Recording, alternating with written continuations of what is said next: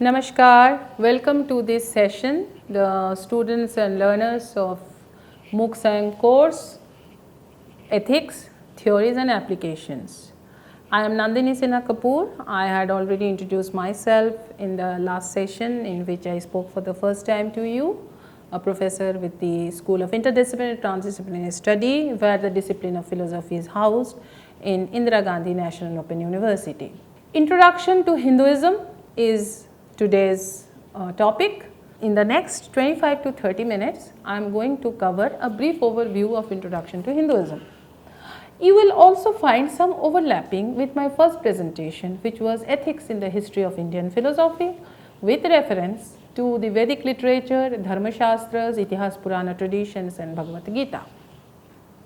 But we keep repeating certain important points which are essential and central to the study of Hinduism. What are the objectives? To illustrate the basic religious tenets of Hinduism from the Vedic perspective, to introduce the Hindu scriptures and rituals prevalent among the people.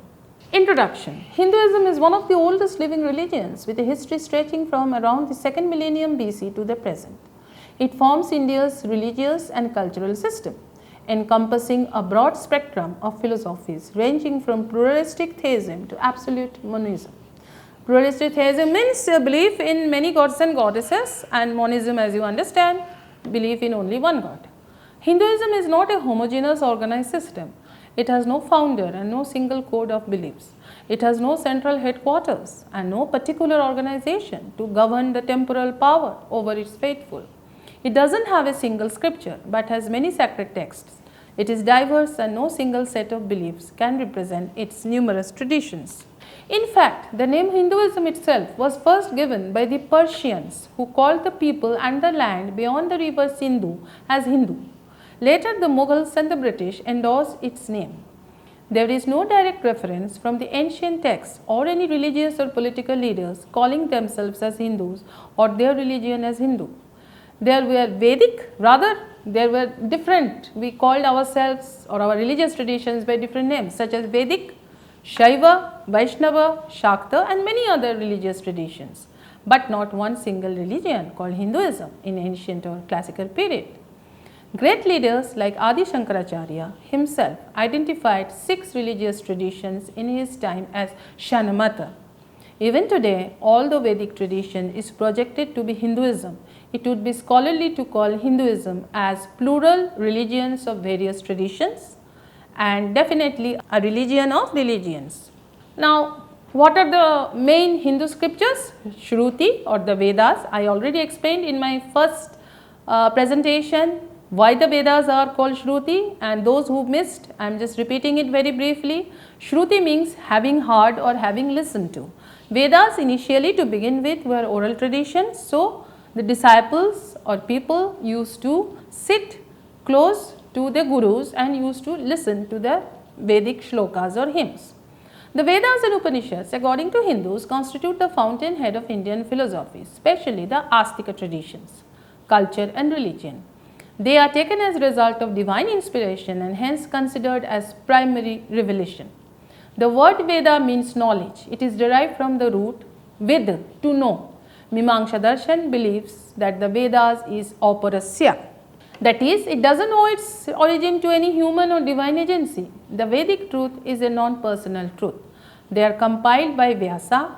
We have 4 Vedas or Chaturvedas: Rig Veda, Yajur Veda, Sama Veda, Atharva Veda. The Vedas are further divided into 4 literary traditions, namely Samhitas, Brahmanas, Aranyakas and Upanishads. Samhitas, they are mantra or hymns with rhythmical tones. The Samhitas are a collection of sacred devotional mantras mostly addressed to nature gods and goddesses. They form the basis for the Brahmanas, Aranyakas and Upanishads. These incantations, praising the Supreme and personifying the gods, are sung to propitiate the gods during the yagnas, to protect oneself from evil forces and for seeking assistance in performing one's duties. What is the literature called the Brahmanas? They date back to 900 to 500 BCE before Christ, and they are the theological treatises that got developed after the Samhitas. They are written in prose and explain the sacred significance of the different rituals mentioned in some Samhitas. to those who were not familiar with them.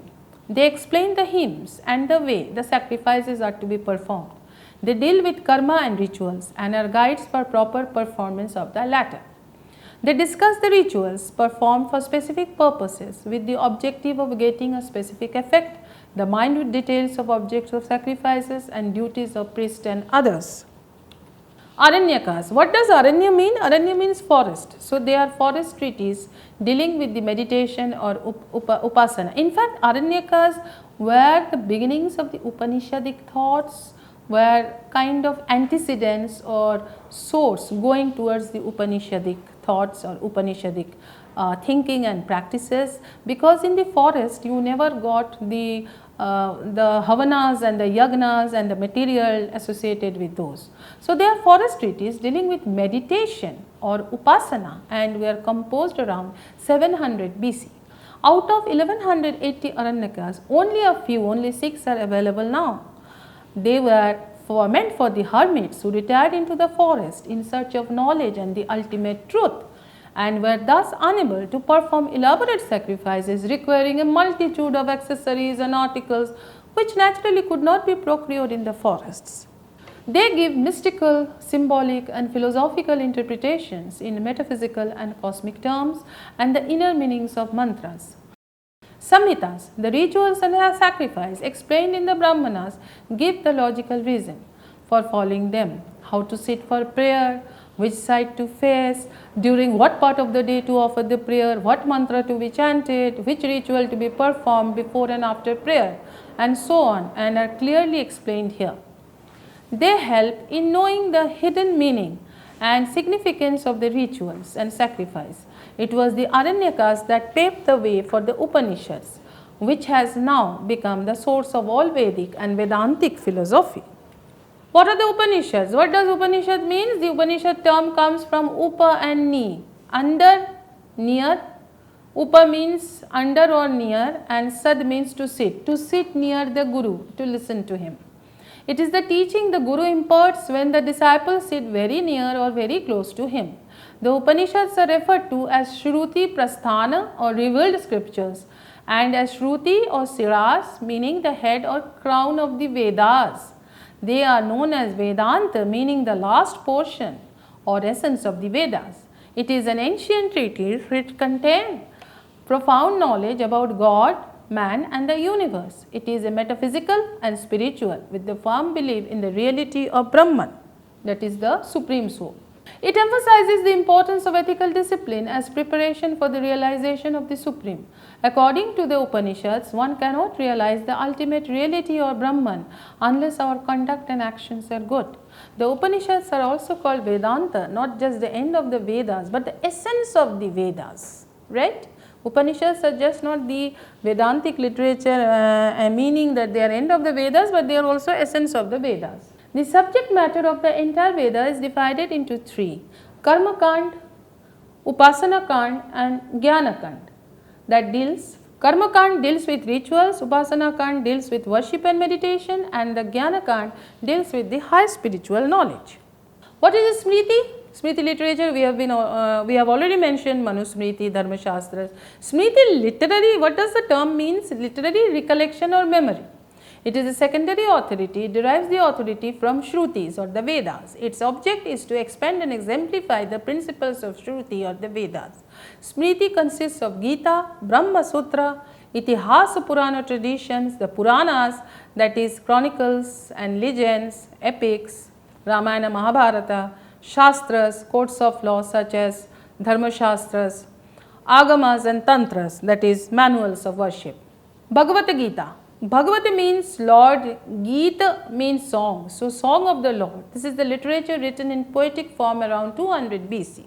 In the battle of Kurukshetra, Lord Krishna urges Arjuna to do his duty, good or evil, without any attachment for the fruit of actions, Nishkama Karma. So, we are again and again going back to the famous shloka, Karmanyavadhikaraste ma phaleshu kadachan. We have right to our action and duty, but no right or attachment to the result or outcome or the fruits of that action. The Gita, in short, beautifully harmonizes the philosophy of action, devotion and knowledge. Every person has three gunas: sattva, principle of light; rajas, source of activity; and tamas, responsible to resist the action. Itihasa Purana tradition. These are the epics. The two well-known epics are Ramayana by Valmiki and Mahabharata by Vyasa. The aim of the epics is to drive home to all the laws of Smritis and the principles of Shruti by means of exploits of their great national heroes Rama and Krishna. The Ramayana is the account of deeds of a divinely great hero, Rama, who set an example for the entire human race. It deals with ideal conditions of humanness, a sense of brotherhood, obedience to moral law, firmness of character, honesty, sacrifice and unbounded goodness. Mahabharata has a more profound theme which involves history, mythology, ethics and metaphysics. Shastras, these are the codified laws regulating the society from time to time. The important lawgivers are Manusmriti in his Yagnavalkya Smriti, Parashar Smritis. These are important for the study of Hinduism, ancient Indian history and ethics in the Indian philosophy. Their codes of law are known as Shastras. The Dharma Shastra constitute another very important source of Indian ethics and philosophy, in which detailed rules of conduct and practical moral instructions are given. Manusmriti, according to Manu, by following dharma one attains perfection. Manu prescribes duties for all the four stages of life and the four different categories of persons in the society, that is the Brahmanas, Kshatriyas, Vaishyas and Shudras. Now let us come to a new subtopic, the Vedic deities or the gods. The concept of god or deity as it appeared in the Vedic times and in the later period happened to be closely related to the Indian moral system. Varuna, for instance, is picturized as the controller of Rita. We have already introduced Rita in the last presentation of mine, that was in the ethics in the Indian philosophy, the cosmological and the moral order, Rita. In Varuna resides the power to inflict punishment or to free men from their sins, to produce a sense of fear and humility in them and the admission of guilt and regret. Agni is one of the most comprehensive symbols of reality. Agni is an envoy among the gods and between gods and humans. Agni is the one who prevents the sacrifice, renders it acceptable and pleasing, and transforms and divinizes the gifts offered and brings together the whole cosmos.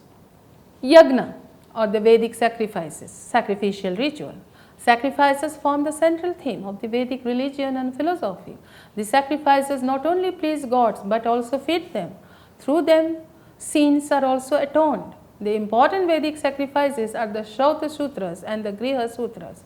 The Shrauta sacrifices are divided into Nitya, regular sacrifices, and Naimitika, occasional sacrifices. The Nitya sacrifices are Agnihotra, or fire offering, Darsha Purnama Seshti, new and full moon sacrifices, and there are 3-4 monthly sacrifices, Vaishvadeva, Varuna Praghasa and Sakamedha. The Naimitika sacrifices are Pashubandha and Soma.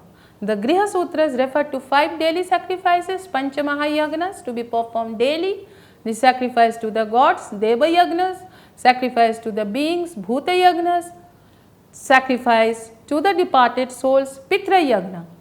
Then Brahma Yagna, recitation of Vedic texts, and finally Manusha Yagna or sacrifice to men. The sacrificial ceremonies, primarily dedicated to Agni and Soma, were accompanied by recitations from the Rigveda and chants from the Samaveda. The recitations that accompany the rites often express specific desires for health, strength, sons, victory, heaven and immortality. The list of wishes and desires is not so important from that of modern man, which is very interesting. It is not exclusively spiritual, nor it is wholly materialistic. So it was quite a balance, the prayers. The reason for performing a specific ritual is stated to be desire for a particular fruit or effect. He who desires heaven shall sacrifice with the Agnishtoma ritual. Agnistomena Swarga Kama Yajate. Offers several definitions of rituals. It comprises of 3 things: Drabya, the substance used in oblations; Devata, the deity to which oblations are offered; and Tyaga, renunciation of the fruits of the ritual act. So again and again, Ma Phaleshu Kadachan, we have no right over the fruits or the outcome or the results of our actions, including the performance of sacrificial rituals, yagnas or havans. To perform this sacrifice is not to participate in a good act or to do good to the gods, to humankind or to oneself. It is to live and to safeguard the existence of the whole universe. It is the act by which the universe itself continues to exist. Purusha Sukta. This is a very famous hymn or shloka from Rig Veda, from the 10th mandal, its 10th volume, the cosmic sacrifice. It is believed that all the four main varnas, Brahmana, Kshatriya, Vaishya and Shudras, came out of this primeval man.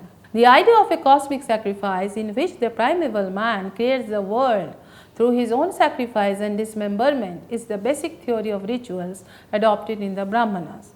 Here, Prajapati takes the place of Purusha. Purusha Sukta from Rig Veda 10th mandal refers to a primordial world creating yagna. All of existence comes into being through this power. It affirms the underlying unity of human, cosmic and divine realities.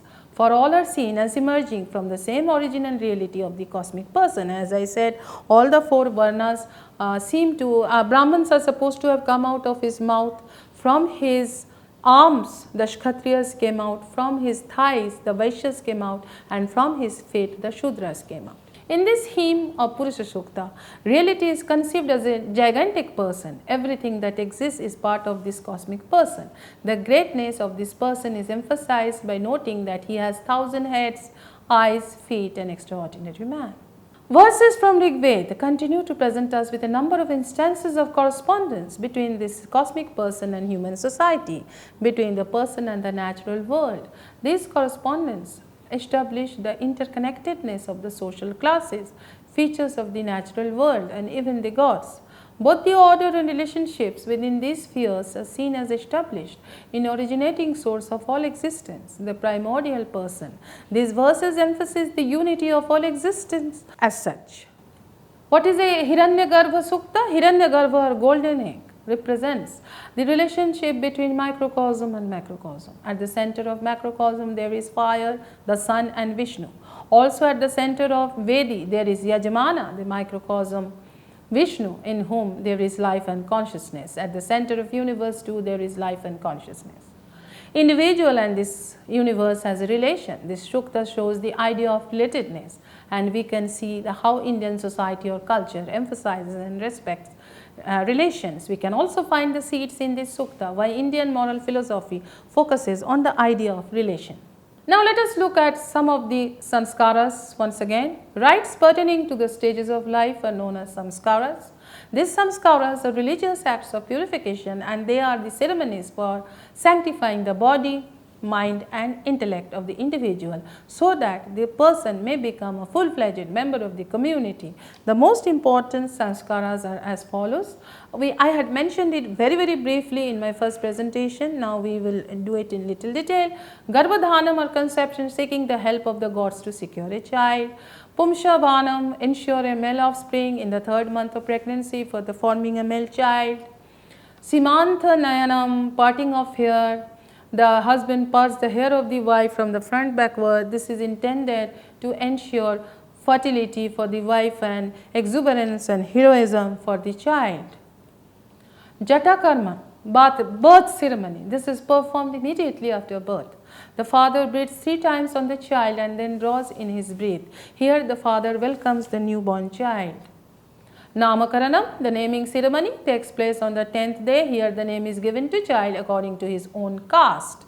Nishkramanam, taking the child out of the house so that it may see the sun. Annaprasanam, the first feeding of the child with solid food or rice in the 6th month. Churakarnam, the rite of the tonsil ceremony. Karnavedam, piercing of earlobes. By all these ceremonies the young body is constantly guided. Vidyarambham, it is done at the beginning of the sacred thread ceremony. Upanayanam, initiation by a teacher. With this sacrament, the stage of youth is said to begin with the life of study. Upanayanam is the ceremony of the investiture with the sacred thread. It is the initiation ceremony which is the second birth given by the Acharya. It constitutes the boy as a twice born. Samavartanam. It is done at the return of the student to his parental home, which was preceded by many rites and offerings. Before this sacrament, the student offers the teacher a gift and he receives permission to take a formal bath, which marks the close of his studentship or pupillage. He then returns home and performs his Samavartanam. After this ceremony, he is called a Snaktaka, one who is ready to marry and enter into household life. Vivaha or marriage, the priest of families of the bride and bridegroom make Agya oblation to the domestic fire. The bridegroom grabs the hand of bride, Pani Grahanam. The bridegroom then leads the bride thrice around the fire and then makes her step on a stone, which is symbolic of steadfastness. Then many offerings to the fire are made. The most vital ceremony is the Saptapadi or 7 steps, which the couple take together in the northern direction. This is symbolic of their friendly cooperation in life. After the wedding, the couple pass 3 nights taking part in special sacrifices and following abstinence and charity. With certain rites, on the 4th day, they are allowed to have marital relations. Anteshti or funeral rites. Cremation in the Vedic rule is the Vedic rule. Burial is allowed only in case when the children are less than 2 years of age. The main features of the cremation ceremony are as follows. We are all familiar with it, that the body is taken to samsana and placed on the funeral pyre. When the dead body is being burned, the dead man is addressed with the Rigvedic verses exhorting him to go forth by those ancient paths where the fathers of old have gone. Important Hindu virtues: ahimsa or non-violence, samyam, control of mind and senses, tolerance of different beliefs, opinions, religious traditions and persons, hospitality, compassion, protection, respect for all living beings and for the sanctity of life, wisdom to sort out right and wrong, austerity, celibacy, honesty, cleanliness and charity. According to Manusmriti, the 10-fold system of virtuous duties should be performed: contentment, abstention from injury to others, resistance to sensual appetites, abstinence from theft and illicit gain, purity, chastity and cleanliness, coercion of passions, acquisition of knowledge, acquisition of divine wisdom, veracity, honesty, fidelity, and freedom from wrath and hatred. Now finally, let us sum up what we have done as a brief introduction to Hinduism. Hinduism, one of the most ancient religions in the world, has the dynamics of being traditional yet allowing itself to be innovative, largely accommodative and inclusive of many religious traditions. The scope and range of Hinduism as a religious tradition are too vast to be confined in strict structures of formulated creed, a specific code, fixed sacred text or regulated ritual practices. As a peculiar amalgamation of various sectarian faith traditions with their own specificities. It exhibits an inner dynamism. Hinduism always exhibits an inner dynamism of being largely accommodative in many aspects and significantly unyielding in the fundamental elements. In the absence of any centralized body of authority or power to decide upon crucial matters like in other world religions, Hinduism has the inner dynamism of being a uniting force. Vedic tradition has rendered itself as offering a main thread connecting all diverse religious cultures and traditions in India. Thank you, listeners and scholars. With that, we complete a brief introduction to Hinduism. The slides are before you to read through them, and the study self-learning material, the study unit, has already been sent as per protocol. Thank you so much. Namaskar.